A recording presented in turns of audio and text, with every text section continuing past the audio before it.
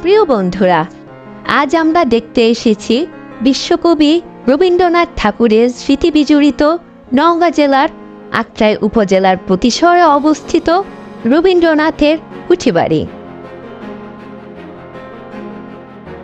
সবুজে ঘেরা এই সুন্দর পাকা সড়কটি চলে গেছে বিশ্বকবি রবীন্দ্রনাথ ঠাকুরের কুঠিবাড়ির দিকে।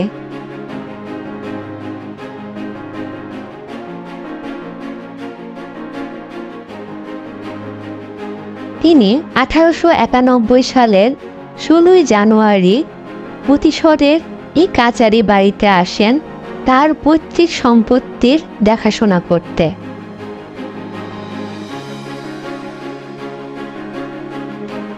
বিশ্বকবি রবীন্দ্রনাথ ঠাকুরের কাচারি বাড়িটির পাশেই রয়েছে রবীন্দ্র সরোবর।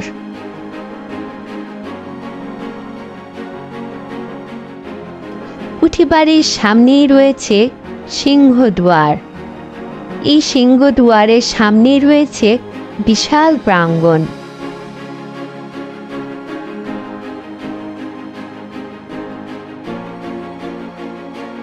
এই কুঠিবাড়ির অভ্যন্তরে প্রবেশের জন্য প্রয়োজন এই টিকিটগুলো।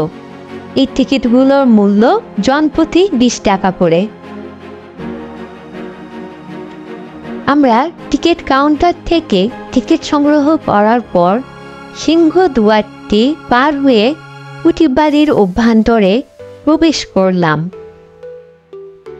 কুঠিবাড়িটির সামনের দিকে রয়েছে প্রশস্ত আঙ্গিনা।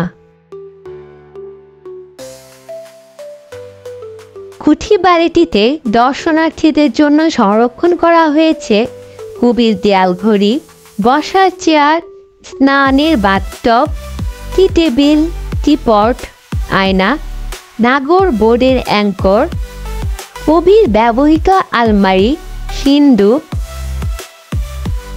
কবির বিভিন্ন বয়সের ছবি, কবির স্বহস্তে লিখিত 6 পৃষ্ঠার চিঠির ফটোকপি, কবির নৌকার রেপ্লিকা সহ নানান ব্যবহৃত সামগ্রী।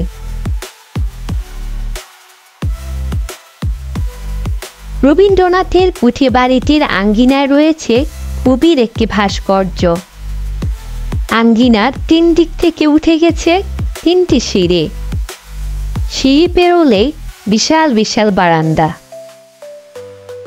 এই প্রতিশহরের কুঠিবাড়িতে বসে কবি রচনা করেছেন অনেক কাব্যনাটিকা, উপন্যাস, ছোট গল্প, প্রবন্ধ ও গান। এছাড়াও তিনি 2 বিঘা জমি, তাল গাছ এক পায়ে দাঁড়িয়ে কবিতা সহ বিভিন্ন কবিতা রচনা করেছিলেন।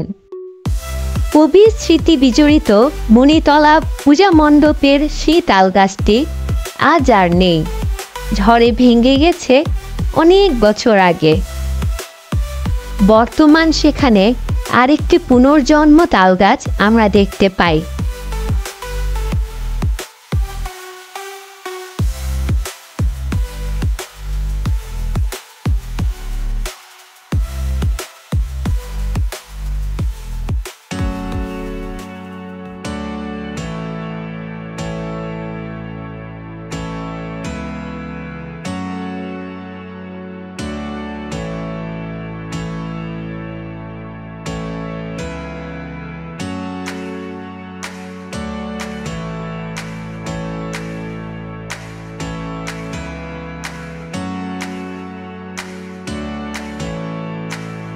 কুঠিবাড়িটির পাশে একটা বাগান রয়েছে।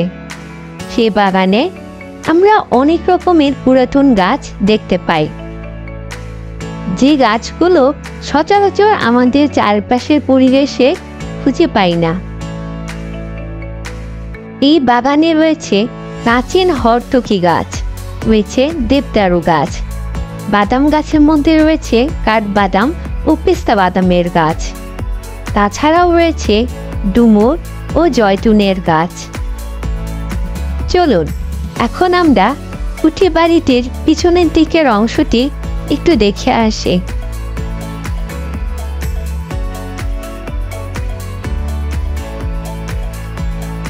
কুঠিবাড়ির পিছনের দিকে রয়েছে একটি পুরাতন পাঠশালা। এই পাঠশালাটি এখন আর শিক্ষা প্রদানের কাজে ব্যবহার করা হয় না।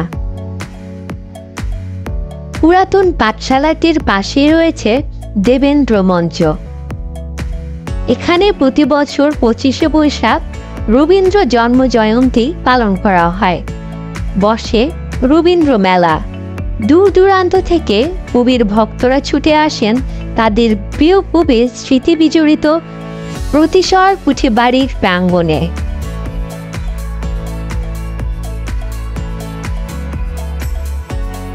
1891 সালের পর কবি বহুবার এসেছেন প্রতিসর পুঁথিবাড়িতে। এই নাগর নদীর পথ ধরে, তার ব্যবহৃত নৌকায় চড়ে।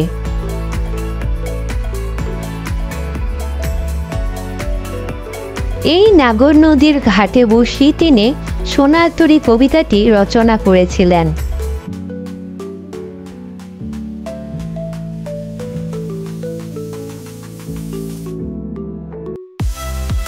কবি রবীন্দ্রনাথ ঠাকুর প্রতিসর পুঁথিবাড়িতে সর্বশেষ আসেন 1937 সালে।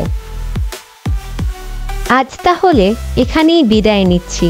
ভিডিওটি ভালো লেগে থাকলে একটা লাইক করবেন, কোনো মন্তব্য থাকলে কমেন্টে জানাবেন, আর অবশ্যই আমার চ্যানেলটি সাবস্ক্রাইব করতে ভুলবেন না। সকলেই ভালো থাকবেন। আল্লাহ হাফেজ।